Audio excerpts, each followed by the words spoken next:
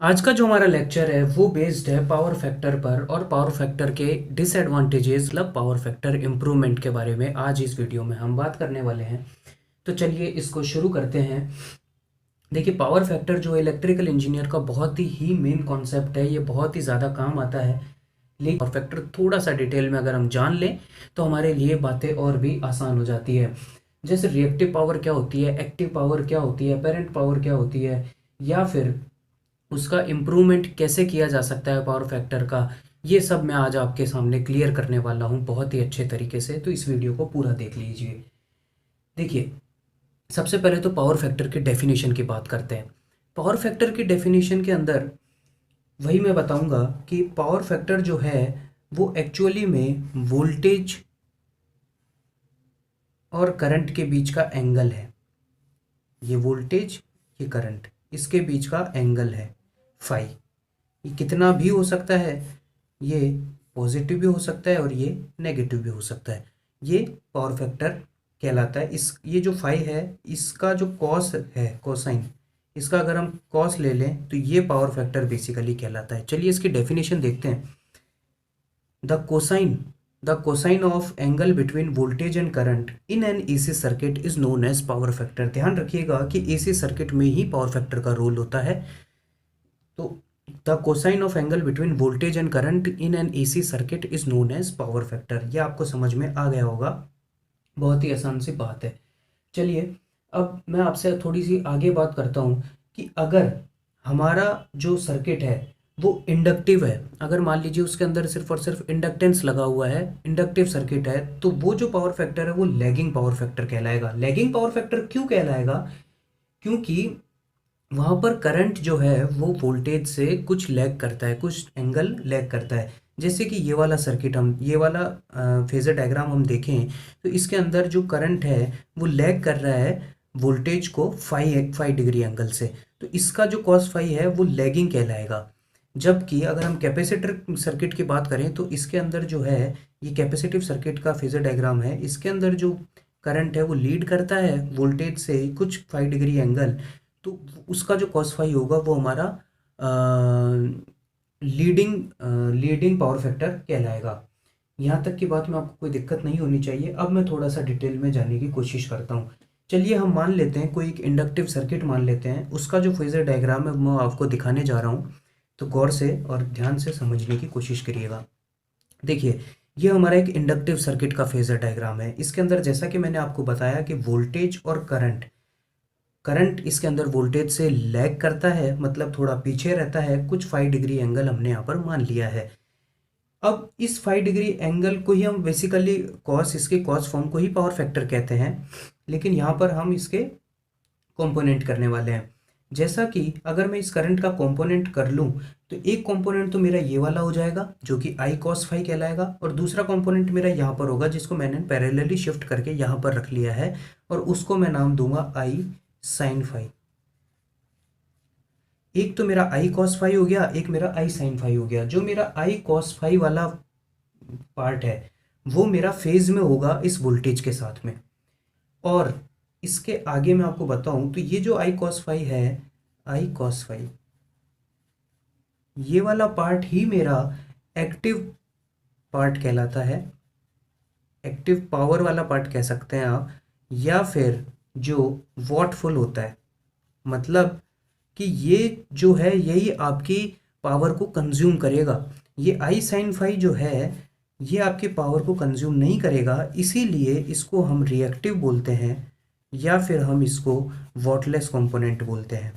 ऐसा मैंने आपको ट्रांसफॉर्मर लेक्चर में भी बताया है पहले। आपको अगर वो नहीं देखा है तो आप उसको भी देख सकते हैं, वहाँ पर भी आपको यही चीज़ देखने को मिलेगी। तो यहाँ पर हम समझ सकते हैं कि आई कॉस फाई जो है वो तो फेज में है वोल्टेज के साथ में, आई साइन फाई जो है वो आउट ऑफ फेज है, 90 डिग्री से आउट ऑफ फेज है वोल्टेज के साथ में। तो बेसिकली अगर मैं पावर फैक्टर की बात करूँ तो पावर फैक्टर तो इस एंगल पर डिपेंड करता है। अगर ये एंगल कम होगा तो कॉस फाई कम होगा, और अगर ये एंगल मेरा ज़्यादा हो गया तो वो वो ज़्यादा हो जाएगा, मतलब कम हो जाएगा। अगर ये मेरा एंगल कम हुआ तो कॉस फाई ज़्यादा होगा, ये एंगल मेरा ज़्यादा हुआ तो कॉस फाई कम होगा। इसका मतलब है कि पावर फैक्टर डायरेक्टली इस एंगल पर डिपेंड करता है, और ये जो एंगल है इसका इसमें तो कोई भी रोल नहीं है, इसका जो भी रोल है वो इसके साथ में है कि अगर ये वाली डिस्टेंस मेरी कम होती है, मान लीजिए यहाँ तक है, यहाँ पर अगर ये कम होता है तो ये एंगल ऑब्वियस सी बात कम हो जाएगा, तो ये कम हो गया तो मेरा पावर फैक्टर कम हो जाएगा। इसका मतलब है कि आई साइन फाई जो है ये रिएक्टिव कंपोनेंट है और यही मेरा डिपेंडेंट होता है पावर फैक्टर के मेजरमेंट के लिए, कि ये इसके कम ज़्यादा होने से ही पावर फैक्टर कम ज़्यादा हो सकता है। तो अगर अपना फाई कम हुआ तो आई साइन फाई कम होगा, आई साइन फाई कम होगा तो पावर फैक्टर बढ़ जाएगा। यहां से आपको बात समझ में आ जानी चाहिए। मैं एक बात और बताता हूं कि पावर फैक्टर कभी भी यूनिटी से ज़्यादा नहीं हो सकता है, मतलब 1 से ज़्यादा नहीं हो सकता है, क्योंकि कॉस फाई की मैक्सिमम वैल्यू तो 1 ही हो सकती है, ये आपको समझ में आ जाना चाहिए। आगे अगर मैं बात करूं तो ध्यान दीजिएगा कि पावर फैक्टर के साथ अगर हम बात करें कि हमारा पावर फैक्टर 0.8 है, मान लीजिए हमारा पावर फैक्टर 0.8 है, तो ये 0.8 हमको समझ में नहीं आ रहा है कि लीडिंग है या लैगिंग है, तो इसके साथ में हमको एक वर्ड ऐड करना पड़ता है कि अगर ये लीडिंग है तो हमको बताना होगा कि 0.8 लीडिंग, या फिर परसेंटेज में हम बात करें तो 80% लीडिंग और लैगिंग, जैसा भी आपका है वो आपको बताना होगा। इसके बाद मैं आगे चलिए, अगर हम पावर ट्रायंगल की बात करें तो पावर ट्रायंगल पावर फैक्टर का ही एक एडवांस्ड रूप है जिसको मैं समझा सकता हूँ आपको। देखिए, पावर ट्रायंगल के अंदर जो वी आई है ये हमारा पावर है जो कि टोटल पावर होती है। इसके मैंने दो कंपोनेंट कर लिए, एक वी आई कॉस फाई कर लिया, एक वी आई साइन फाई कर लिया। जो वी आई कॉस फाई होता है ये मैंने आपको वैसे पहले भी समझाया है, ये मेरा एक्टिव कंपोनेंट होता है, और वी आई साइन फाई जो है ये मेरा रिएक्टिव कंपोनेंट होता है। वी आई जो है इसको मैं एपेरेंट पावर देता हूँ, एपेरेंट पावर का नाम देता हूँ। ये मेरी टोटल पावर होती है, ये मेरी एक्टिव पावर होती है जो कि मेरी एक्चुअली यूज़ होती है किसी भी कंपोनेंट में। रिएक्टिव पावर जो है, ये एक बात आपको ध्यान दीजिएगा, इसको समझ लीजिएगा कि रिएक्टिव पावर कभी भी सर्किट के अंदर यूज़ नहीं होती है, इसका कोई यूज़ नहीं होता है, ये सिर्फ और सिर्फ सर्किट में घूमती रहती है। मतलब कि ये जो सोर्स से है, सोर्स से निकलती है और डेस्टिनेशन तक पहुंचती है, उसके बाद वापस से वो डेस्टिनेशन उसको वापस से फेंक देता है और वापस से सोर्स में जाती है, फिर आ जाती है, फिर जाती है, फिर आ जाती है। तो इसका मतलब है कि इसका कोई वैसे यूज़ नहीं होता है, ये कहीं पर भी यूज़ नहीं होती है। इसीलिए हम चाहते हैं कि ये वाली जो पावर है ये सबसे कम से कम होनी चाहिए, और यही जो पावर है ये जितनी कम होगी पावर फैक्टर उतना ज़्यादा होगा। इसीलिए यही मेजर होता है पावर फैक्टर का एक्चुअली में। जैसा कि पहले भी यहाँ पर समझाया गया है कि आप इसको ऐसे ध्यान भी दे सकते हैं कि ये जैसा कि हमारा कोई ग्लास हो गया, उसके अंदर कुछ पानी भरा है। अब इस ग्लास की जितनी कैपेसिटी है वो तो हमारी वी आई हो गई, मतलब वो तो हमारा एपरेंट पावर हो गई। जितना इसके अंदर पानी भरा है वो हमारा एक्टिव कंपोनेंट हो गया, मतलब कॉस फाई वाला कंपोनेंट हो गया, और जितना ये खाली है उतना ये रिएक्टिव कंपोनेंट हो गया, मतलब इसका कोई यूज़ नहीं है। इसको मैं आपको डिटेल में समझाऊंगा, बहुत ही अच्छे तरीके से मैं आपको बताऊंगा, ये एक ही बार में आपको समझ में आ जाएगा और आप कभी नहीं भूल पाएंगे इस चीज़ को। तो यहाँ पर आप सिर्फ को यही याद रखिए कि जो वी आई कॉस फाई है वो आपका एक्टिव कंपोनेंट होता है, ये रिएक्टिव कंपोनेंट होता है, और ये एपरेंट कंपोनेंट होता है। देखिए, पावर फैक्टर को कैलकुलेट करने का एक फॉर्मूला है, power factor is equals to K W. K W जो यूनिट है वो एक्टिव कंपोनेंट की होती है, और केवीए में हम टोटल पावर को कैलकुलेट करते हैं, इसका मतलब होगा एक्टिव अपॉन एपेरेंट। ये जो रेशो है यही आपको पावर फैक्टर कैलकुलेट करने के लिए काम में आता है, और इस फॉर्मूले को आप याद रख लीजिए, ये आपका बहुत जगह काम आता है, और बहुत ही आसानी से आप फॉर्मूले में पुट करके आप आसानी से निकाल सकते हैं। अब मैं आपको बताता हूँ कि डिसएडवांटेजेस क्या हो सकते हैं पावर फैक्टर के कम या ज़्यादा होने से। तो देखिए, ज़्यादा होने से तो खैर नहीं होंगे, ज़्यादा होना तो अच्छा ही होता है। लो पावर फैक्टर के डिसएडवांटेजेस हम पढ़ते हैं, चलिए आगे शुरू करते हैं। देखिए, सिंगल फेज की पावर का फॉर्मूला तो आप सभी को पता ही होगा, power is equals to V L I L cos phi.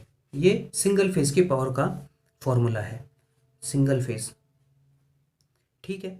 इसमें अगर हम मॉडिफाई करूं तो मैं I L is equals to P upon P upon V L cos phi लिख सकता हूँ। अब किसी कांस्टेंट पावर और वोल्टेज पर अगर हम इस फॉर्मूले को देखें तो I L is inversely proportional to cos phi है। यहाँ पर मैं लिख सकता हूँ इनकी कांस्टेंट वैल्यू पर inversely proportional to cos phi और inversely proportional to power factor. ये पावर फैक्टर ही तो होता है। अब यहाँ पर ये तो मेरी बात हो गई सिंगल फेज के लिए। थ्री फेज के लिए मैं आपको यहाँ पर डायरेक्ट फॉर्मूला बताता हूँ, √3 V L I L cos phi. इसका मैं डेरिवेशन भी आपको अलग से बताऊंगा, अभी आप ये याद रखिए और वैसे भी आपको पता होना चाहिए। ये मेरा थ्री फेज सप्लाई का फॉर्मूला हो गया पावर का। इसमें भी मैं कुछ मॉडिफिकेशन कर लेता हूँ। I L is equals to P upon √3 V L I L नहीं कॉस फाई।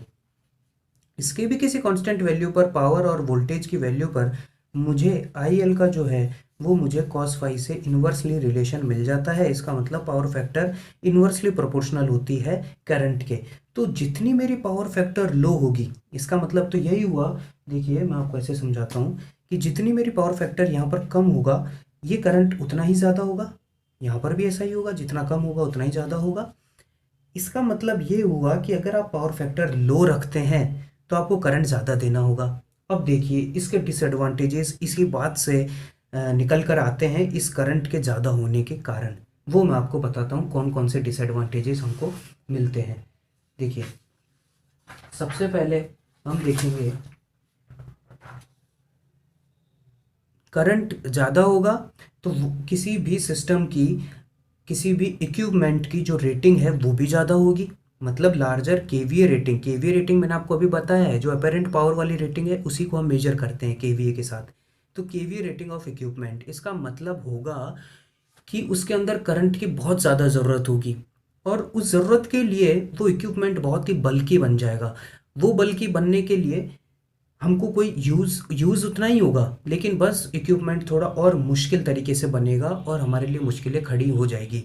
ये सिर्फ और सिर्फ पावर फैक्टर के लो होने की वजह से हो रहा है। अगर पावर फैक्टर हमारा इम्प्रूव हो जाए किसी भी तरीके से तो वहाँ पर इतने बड़े इक्विपमेंट की ज़रूरत नहीं पड़ेगी, लार्जर केवीए रेटिंग वाले की ज़रूरत नहीं पड़ेगी, छोटे से भी काम चल जाएगा। ये हमारा पहला पॉइंट हो गया डिसएडवांटेजेस में। दूसरा पॉइंट देखते हैं, ग्रेटर कंडक्टर साइज। मान लीजिए आपको पता है कि आपका करंट तो ज़्यादा ही जा रहा है। अब आपका करंट अगर ज़्यादा जा रहा है तो ऑब्वियस सी बात है कि उसके लिए कंडक्टर की साइज भी ज़्यादा ही चाहिए आपको। क्रॉस सेक्शनल एरिया के तो प्रोपोर्शनली होगा, तो आपको जितना ज़्यादा करंट होगा उतना बड़ा कंडक्टर का साइज चाहिए होगा। तो ये भी एक डिसएडवांटेज ही है, क्योंकि उसके लिए हमको ज़्यादा मटेरियल की ज़रूरत होगी, ज़्यादा कॉस्ट लगेगी, तो उससे हमको कोई फ़ायदा नहीं होने वाला है। तीसरे पॉइंट के हम देखें तो लार्जर कॉपर लॉसेज। ये तो बिल्कुल ही सिंपल बात है कि आई स्क्वायर आर जो लॉस है वो ज़्यादा होंगे अगर ये करंट ज़्यादा होगा तो, और वो तो और भी ज़्यादा होंगे क्योंकि ये तो स्क्वायर में है। तो इसको भी हमको इम्प्रूव करना होगा। उसके बाद हम बात करते हैं poor voltage regulation. Voltage regulation मैं आपको बता दूंगा अच्छे से क्या होता है, अभी आप इतना ही समझिए कि वोल्टेज रेगुलेशन बहुत ही ख़राब होता है करंट के बढ़ने से या फिर पावर फैक्टर के कम होने से। इसी वजह से क्या होता है कि सिस्टम की एफिशिएंसी बहुत कमज़ोर हो जाती है, वो कॉपर लॉसेस की वजह से भी कमज़ोर हो जाती है। जितना ज़्यादा कॉपर, अब आपके किसी सिस्टम में लॉसेस बहुत ज़्यादा हो रहे हैं तो आपकी एफिशिएंसी तो कमज़ोर होनी ही होनी है। उसके बाद लास्ट पॉइंट जो है वो है reduced handling capacity of system. Handling capacity of system है कि उसके अंदर जो भी हमारे कंपोनेंट्स लगे हुए हैं उनकी कैपेसिटी कमज़ोर बन जाती है। कोई भी सिस्टम में इक्विपमेंट्स लगे हों उनकी कैपेसिटी अपने आप ही कम हो जाती है अगर आपका सिस्टम एबनॉर्मली बिहेव करेगा तो ये सब डिसएडवांटेजेस आप याद रखिएगा। बहुत ही सिंपल डिसएडवांटेजेस हैं और आप इनको रिलेट कर सकते हैं पावर फैक्टर के साथ डायरेक्टली और लिख भी सकते हैं आपके एग्जाम्स में। चलिए अब हम कुछ पावर फैक्टर इम्प्रूवमेंट की बात करते हैं कि पावर फैक्टर इम्प्रूव कैसे किया जा सकता है। देखिए पावर फैक्टर इम्प्रूवमेंट के लिए सबसे पहले मैं आपको बहुत ही सिंपल बात बता देता हूँ कि हमारे मोस्टली जो सर्किट्स होते हैं वो इंडक्टिव इन नेचर होते हैं। इसका मतलब है कि पावर फैक्टर कम होता है उनका, तो इंडक्टिव नेचर की वजह से बहुत ही ज़्यादा एंगल हो जाता है और उसकी वजह से पावर फैक्टर कम होता है। उसको हम कैसे इंप्रूव करें वो मैं आपको बताता हूँ। देखिए किसी एसी सप्लाई से वोल्टेज गया, यहाँ पर ये रेजिस्टेंस लगा दिया, ये इंडक्टेंस लगा दिया। अब ये एक इंडक्टिव सर्किट है। इस इंडक्टिव सर्किट के अंदर मेरे पास यहाँ पर पावर फैक्टर की मैं बात करूँगा। तो सबसे पहले अगर इस इंडक्टिव सर्किट में अगर मैं देख लूँ तो एक तो रेजिस्टेंस है जो कि मेरे पास कोई नुकसान नहीं करता है सर्किट के अंदर, जिस सिर्फ और सिर्फ नुकसान इस पावर फैक्टर का इस इंडक्टेंस की वजह से होता है। तो मान लीजिए कोई भी आई करंट मेरा यहाँ पर आया और वी वोल्टेज मैंने यहाँ पर यूज़ कर लिया, इसको मुझे इम्प्रूव करना है। इसकी वजह से जो है, देखिए अब मैंने आपको पहले बताया था कि जो रिएक्टिव पावर है वो मेरी घूमती रहती है सर्किट के अंदर।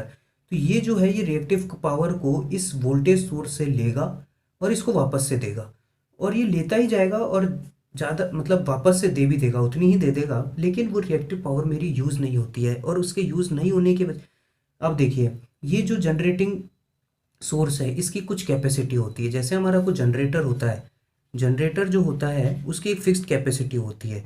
मान लीजिए उसकी कोई कैपेसिटी है कि वो 1000 किलोवाट जनरेट कर सकता है, तो वो इतना जनरेट कर सकता है।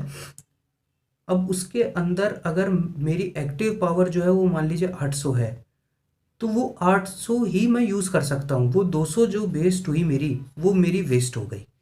अब मैं चाहूँगा कि उस 1000 में से मैं पूरा का पूरा यूज़ करूँ, तो मुझे ये जो पावर है ये मुझे नेग्लेक्ट करनी होगी, मतलब कम करनी होगी। इसको कम करने के लिए मुझे कुछ ना कुछ मॉडिफिकेशन करना होगा सर्किट के अंदर।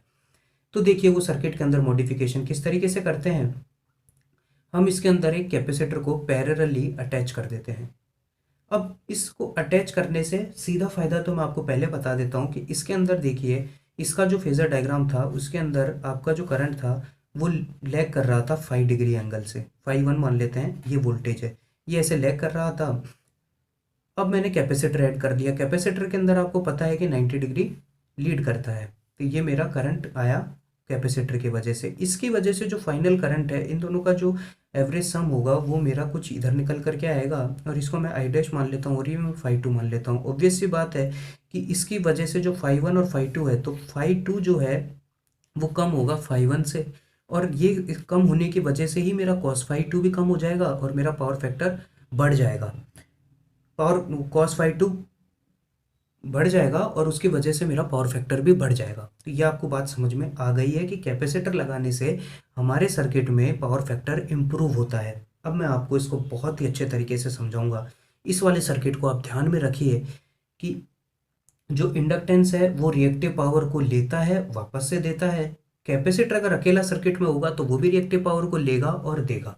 अब एक वेवफॉर्म आप ध्यान में रखिए, इस वेवफॉर्म को आप देखिए। अब मैं आपको रिलेट करूंगा बातों को बहुत अच्छे तरीके से।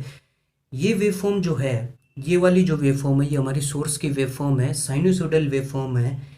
देखिए रिएक्टिव पावर जो होती है वो कब एक्शन में आती है, जब किन्हीं दो वेवफॉर्म्स अपोजिट डायरेक्शन में हो, मतलब कि उनका जो फेज है वो अपोजिट हो। जैसा कि इस वेवफॉर्म की अगर मैं बात करूं तो यहाँ पर ये मेरा 90 डिग्री है, यहाँ पर 90 डिग्री है, यहाँ पर 180 डिग्री है, मतलब पाई यहाँ पर आ जाता है। उसके बाद ऐसे ही आगे चलता रहता है। तो इस 90 डिग्री पर आप यहाँ पर रिलेट करिएगा,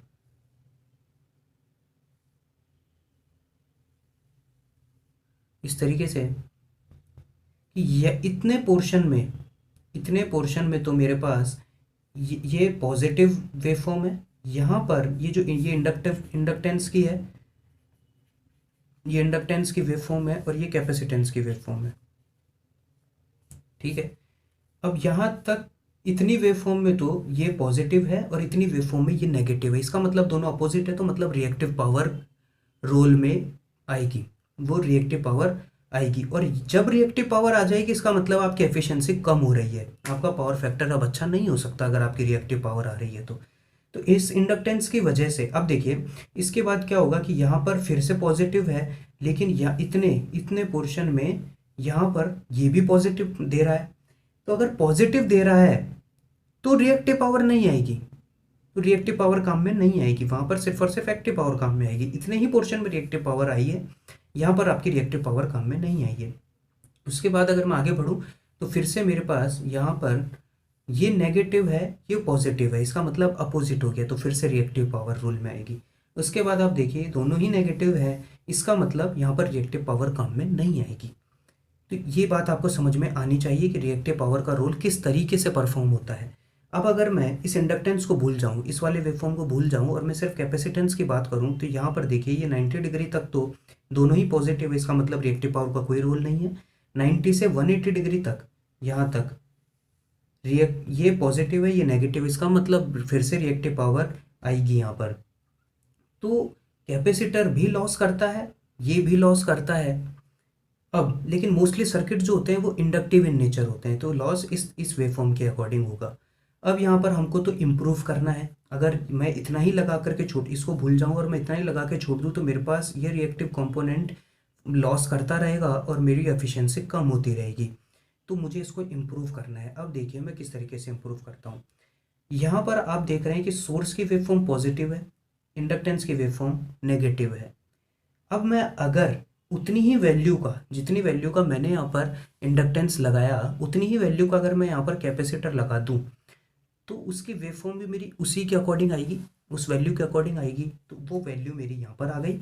उस कैपेसिटर की जो वैल्यू है वो वेवफॉर्म है, वो मेरी पॉजिटिव आई। ये मेरी पॉजिटिव वेवफॉर्म हुई, ये मेरी नेगेटिव वेवफॉर्म हुई। अब इससे मेरा रोल ख़त्म हो जाएगा। इससे रोल ख़त्म क्यों हो जाएगा? क्योंकि इसको कंपनसेट करने के लिए मैंने एक पॉजिटिव वेवफॉर्म जनरेट कर ली। यहाँ पर आपको बात समझ में आनी चाहिए। मैंने यहाँ पर एक पॉजिटिव वेवफॉर्म जनरेट कर ली। ये इसको देखिए, ये इंडक्टेंस को जब भी रिएक्टिव पावर की ज़रूरत होती थी ये इस सोर्स से खींच लेता था, इस सोर्स से खींच लेता था। जब ये कैपेसिटर यहाँ पर नहीं था तब इस सोर्स से इस रिएक्टिव पावर को खींच लेता था। अब क्या होगा कि मैंने यहाँ पर एक कैपेसिटर जनरेट कर दिया। अब मुझे एक बात समझ में आएगी कि जब जब इस इंडक्टर को रिएक्टिव पावर की ज़रूरत पड़ेगी ये इससे खींचने के बजाय इससे ही ले लेगा। क्योंकि जब आपके इंडक्टर को जब रिएक्टिव पावर की ज़रूरत पड़ी, मतलब यहाँ पर रिएक्टिव पावर की ज़रूरत पड़ी, उस टाइम पे इसको रिएक्टिव पावर की ज़रूरत नहीं है। कैपेसिटर को उस टाइम पर रिएक्टिव पावर की ज़रूरत नहीं है, वो अपनी एक्टिव पावर में काम कर रहा है। और जब कैपेसिटर को रिएक्टिव पावर की ज़रूरत पड़ी, यहाँ पर कैपेसिटर को रिएक्टिव पावर की ज़रूरत पड़ी तो इंडक्टर काम नहीं कर रहा, इंडक्टर को नहीं चाहिए। तो इसका मतलब है कि ये दोनों आपस में बहुत ही अच्छे तरीके से रिएक्टिव पावर का यूज़ कर सकते हैं और हमारा सोर्स सेफ रहेगा। सोर्स को बार बार रिएक्टिव पावर का ध्यान देने की ज़रूरत नहीं है। यहाँ पर एक कैपेसिटर उसको कंपनसेट करता रहेगा। तो जब मैंने यहाँ पर एक कैपेसिटर लगाया तो इसका मतलब है कि इंडक्टर को जब भी रिएक्टिव पावर की ज़रूरत पड़ी वो सीधा सोर्स के पास नहीं जाएगा, वो जाएगा कैपेसिटर के पास। और कैपेसिटर उस टाइम पे पावर देने के कैपेबल होगा क्योंकि वो खुद कोई पावर नहीं मांग रहा है उस टाइम पे। तो ये पावर डोनेट करेगा, ये पावर को ले लेगा, जब इसको ज़रूरत होगी तो ये डोनेट करेगा और ये ले लेगा।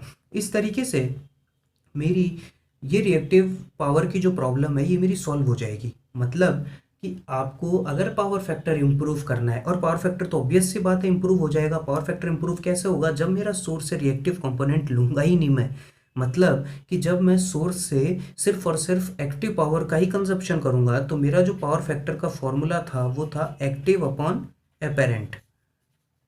तो वो मेरा, जब मान लीजिए अगर मैं 100% एक्टिव पावर ही यूज़ करूँ तो ये तो मेरा 100% है, तो ये मेरा 1 आ जाएगा पावर फैक्टर, और ये तो मैक्सिमम होता है।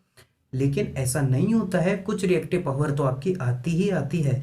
लेकिन अगर मैं 0.8 या 0.9 तक भी पहुंच पाता हूँ, 0.8 तक भी पहुंच पाता हूँ तो वो मेरा बहुत ही अच्छा पावर फैक्टर होता है, बहुत ही अच्छा पावर फैक्टर होता है। उसके लिए मुझे कोई एक्स्ट्रा ज़रूरत नहीं है उसको और ठीक करने की, ये मेरा बेस्ट होता है। तो इससे मुझे, इस वेवफॉर्म से मुझे बहुत ही अच्छे से क्लियर हो गया कि जब सोर्स अकेला था और इंडक्टिव सर्किट था तब तो सोर्स को नुकसान था। तब सोर्स को क्या करना था? रिएक्टिव पावर भेजनी ही पड़ती और उसका जो पावर फैक्टर है वो कम होता जाता, मतलब वो हो जाता 0.2 0.3 तक पहुंच जाता है। ये मेरा बहुत ही गलत होता है। इसकी वजह से हीटिंग प्रॉब्लम्स जनरेट हो जाती हैं और भी कई सारी प्रॉब्लम्स जनरेट हो जाती है आपके हीटर वगैरह में। और जो इंडक्टिव मोटर वगैरह होती है उसके अंदर पावर फैक्टर बहुत ही कम होता है, इसी वजह से होता है वो, क्योंकि उसके अंदर कोई कैपेसिटर नहीं लगा होता है। जब मैं कैपेसिटर को यूज़ में ले लूँगा तो उसका सीधा मतलब हो जाएगा कि मुझे मुझे कंपनसेट करना आ गया, मैं कंपनसेट कर सकता हूँ आपकी रिएक्टिव पावर की प्रॉब्लम्स को और मैं पावर फैक्टर को इम्प्रूव कर सकता हूँ।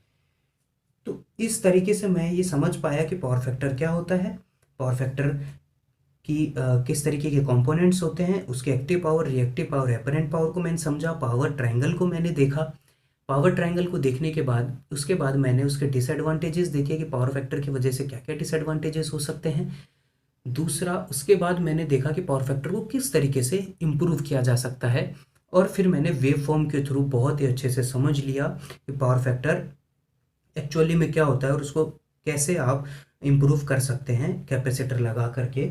स्टैटिक कैपेसिटर लगा सकते हैं आप, और भी तरीके हैं इम्प्रूव करने के, जैसे आप सिंक्रोनस कंडेंसर और फेज एडवांसर से भी कंपनसेट कर सकते हो, लेकिन वो थोड़ी एडवांस बात हो जाती है और वहाँ तक आपको पहुँचने की कोई ज़रूरत नहीं है। हम ये समझ लें, ये हमारे लिए बहुत अच्छी बात होगी। आई होप आप सभी को पावर फैक्टर का समझ में आया होगा कॉन्सेप्ट। अगर आपको समझ में आया तो आप बताइए मुझे कमेंट्स में, और कोई प्रॉब्लम हो तो भी आप मुझसे शेयर कीजिए। धन्यवाद।